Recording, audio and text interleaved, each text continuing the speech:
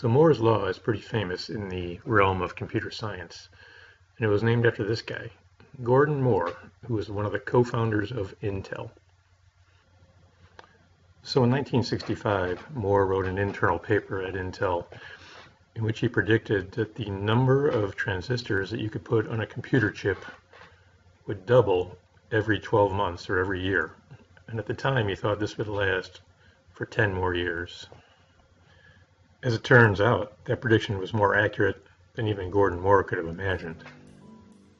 So that Intel chip living on the motherboard of your PC now contains billions of transistors. So here's a graph showing transistor counts on chips between 1971 and 2011. So Moore's law has been going strong for a long time. The only question is how fast it's doubling. Moore originally said it would double every year. Now it's more commonly thought as doubling every 18 months or 2 years.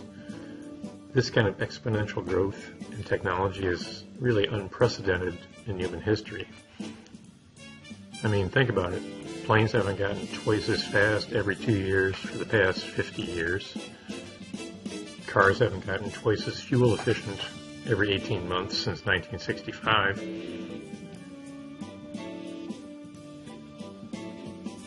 Good question. And that's what Eric Brynjolfsson and Andrew McAfee talk about in these two really excellent books, Race Against the Machine and The Second Machine Age, where they use the story of the inventor of chess and the emperor to illustrate the powers of doubling and exponential growth.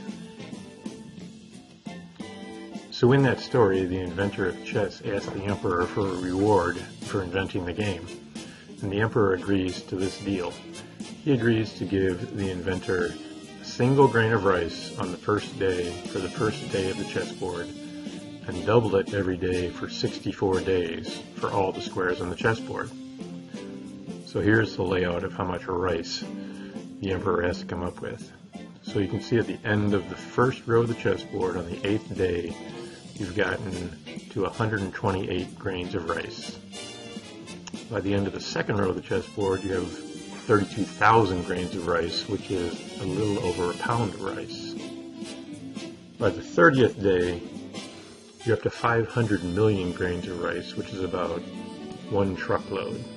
And by the end of the 32nd day, which is the halfway through the chessboard, you have about 2 billion grains of rice, which is about 4 truckloads of rice. The point the authors make about the first half of the chessboard versus the second half of the chessboard is, in the first half, the numbers do get really large, but we can still imagine them. I can picture 4 truckloads of rice. In the second half of the chessboard, the numbers get beyond comprehension.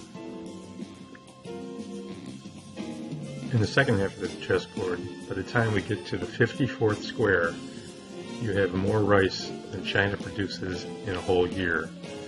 And by the end of the chessboard, the 64th square, you have more rice than China produces in 1,000 years.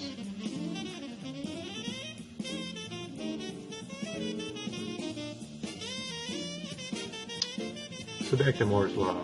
Let's see what the chessboard looks like for Moore's law, and let's use, for sake of argument, 1958 as a starting point, and double every 18 months or every year and a half. So if every square on the chessboard is a year and a half, every 2 squares is 3 years. So this would be 1961, 1964.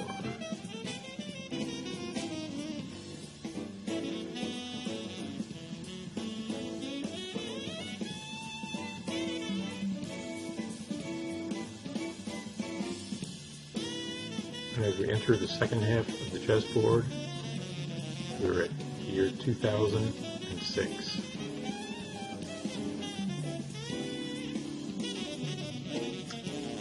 So here's a great example from the book of how Moore's law and the power of doubling has played out in recent history. This is a picture of the ASCII Red, which was the world's fastest supercomputer in 1996. It cost $55 million to develop, had 100 cabinets, took as much power to operate as it would take to power 800 homes. and it was the first computer to reach 1 teraflop, or 1 trillion floating point operations per second. By 1997, it had reached 1.8 teraflops, or 1.8 trillion floating point operations per second.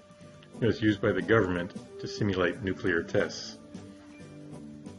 9 years later, or 3 doubling periods later, another computer hit 1.8 teraflops.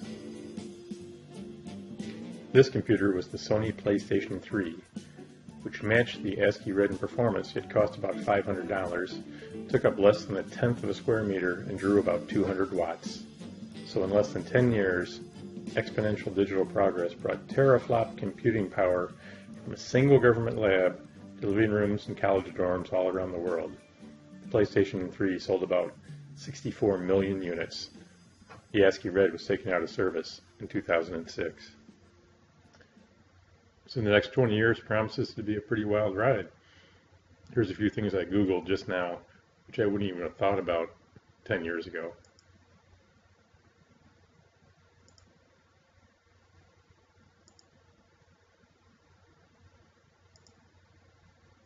See you in the future.